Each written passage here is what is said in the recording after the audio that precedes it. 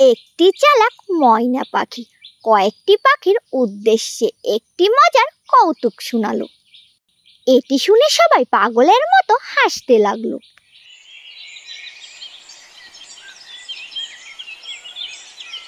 কিছুক্ষণ পর পাখিটি সবার উদ্দেশ্যে আবার একটি কৌতুক শোনালো। এবারও পাখিদের মধ্যে কয়েকটি পাখি হাসলো, আর বাকি পাখিদের হাসি আসলো না।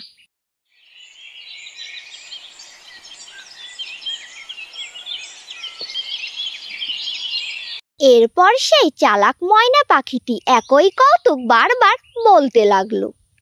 শেষে এমন অবস্থা হলো যে বারবার একই কৌতুক শুনে আর কেউ হাসার মতোই থাকলো না।